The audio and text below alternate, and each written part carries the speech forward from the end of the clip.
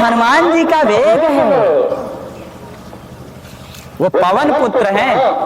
वायु की बहुत बड़ी गति होती है, स्पीड होती है, और जहां पर गति में तीव्रता का बखान किया है गोस्वामी जी ने, वहां पर पवन सुत ही कहा है, पवन पुत्र ही कहा है। सिर्फ इसीलिए कि पवन की गति बहुत तेज, तो पवन के पुत्र हैं हनुमान जी, तो उसी गति में जा रहे हैं। समझ रहे हैं? ये भाव है।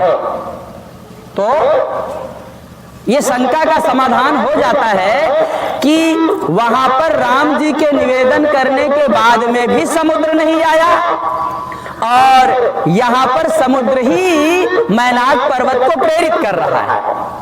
ये बात उठ सकती थी ना, पूर्व पक्षी शंका कर सकते थे कि यहां तो समुद्र जी कह रहे हैं और वहां पर राम जी डायरेक्ट प्रार्थना कर रहे हैं प्रत्यक्ष रूप से, फिर भी समुद्र रास्ता नहीं दे रहा है। तो सिर्फ इसीलिए कि जो हमारे समुद्र के उत्तर तट पे जो दुष्ट रह रहे हैं, उनका विनाश कैसे होगा जब तक राम क्रोधित नहीं होंगे, धनुष पर बाण नहीं चढ़ाएंगे, हम उनसे प्रार्थना नहीं करेंगे कि इधर छोड़ दीजिए बाण, तो उनका नाश नहीं होगा। इसलिए समुद्र नहीं आया। ये भाव है। तो तय मैनाक होई श्रम हारी। अब मैनाक ने तुरंत समुद्र की बात मानी और वो पहुंचते हैं। मैनाक पर्वत भी एक देवता है, मैनाक पर्वत भी एक देवता है। तो वो मैनाक पर्वत तुरंत पहुंचते हैं।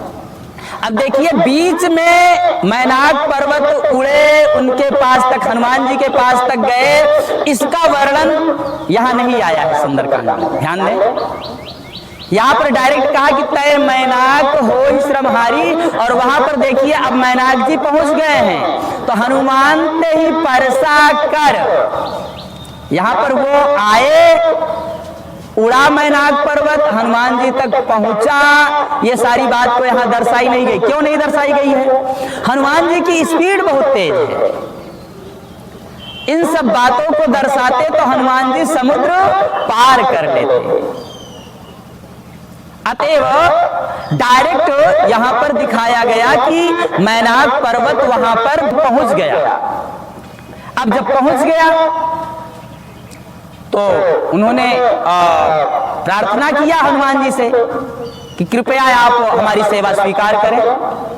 तो हनुमान ते ही परसा कर, हनुमान जी ने ते ही परसा कर, ते ही के ही मैनाक कही, किसको? मैनाक को। परसा, परसा माने स्पर्श किया। किससे स्पर्श किया? कहा कर से। परसा कर, हाथ से स्पर्श किया और पुण्य कीन्ह प्रणाम। और क्या किया? फिर प्रणाम किया। हनुमान जी ने मैनाक पर्वत को हाथ से स्पर्श किया और पुण्य कीन्ह प्रणाम, फिर मैनाक पर्वत को प्रणाम किया। नीचे की लाइन में लिखा मानसकार ने कि राम काज कीन्हे बिनु मोहि कहा विश्राम। प्रणाम कर रहे हैं और हनुमान जी रुके नहीं हैं, ध्यान देना, और उनसे कहते हैं कि राम काज कीन्हे बिनु, राम जी का कार्य किए बिना। क्या है? राम जी के काम को करने के हनुमान जी आतुर हैं। विद्यावान गुणी अति चातुर, और राम काज करिबे को आतुर, है ना बच्चों, जानते हो ना हनुमान चालीसा। तो राम काज करिबे को आतुर, हनुमान जी कहे राम काज कीन्हे बिनु। राम जी का जब तक मैं कार्य नहीं कर लेता हूं तब तक मोहि कहां विश्राम। हम कहां आराम कर सकते हैं, हमें आराम नहीं करना है। हाँ ठीक है ना। तो राम काज कीन्हे बिनु, आराम की तलब है तो एक काम कर, आराम की शरण में और राम राम कर। आराम की शरण में और राम राम कर। अगर आराम की तलब है, आराम की चाह है, तो राम के ही शरण में जाना पड़ेगा। तो कहा कि राम काज कीन्हे बिनु मोहि कहां विश्राम। जब तक हम राम का कार्य नहीं कर लेते हैं तब तक हमें विश्राम नहीं करना है। एक चीज ध्यान दें,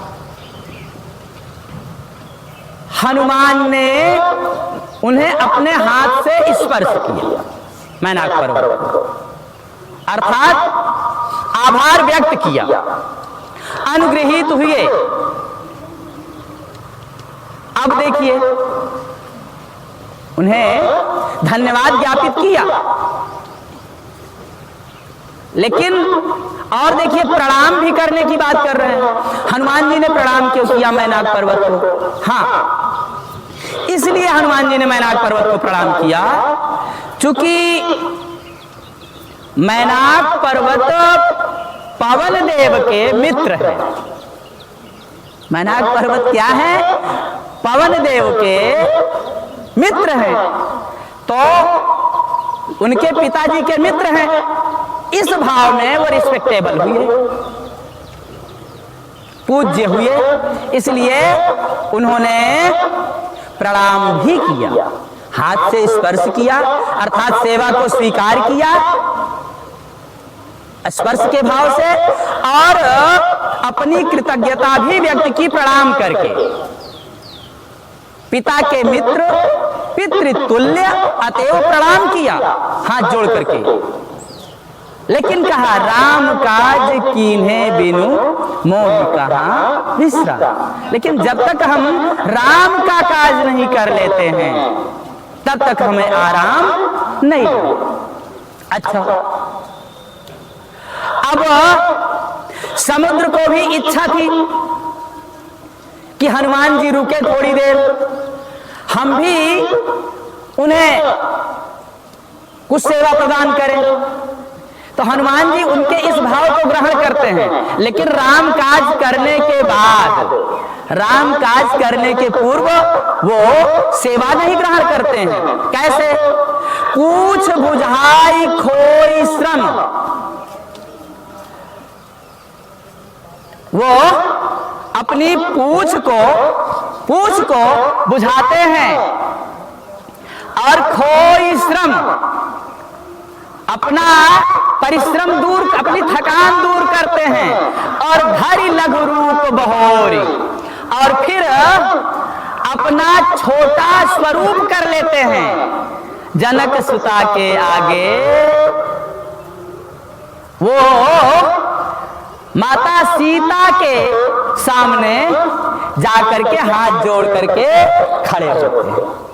तो जब लंका जला दिया हनुमान जी ने, उसके बाद में फिर अपनी पूछ बुझाने के लिए समुद्र में जाते हैं, अर्थात उनकी सेवा, समुद्र की सेवा वो क्या करते हैं? स्वीकार करते हैं।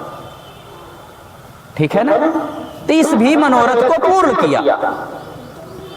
अच्छा, अगर हम इसका आध्यात्मिक भाव देखें, इस लाइन का अगर हम आध्यात्मिक भाव देखें तो वह इस प्रकार है, जैसे कोई व्यक्ति धर्म के मार्ग पर चला,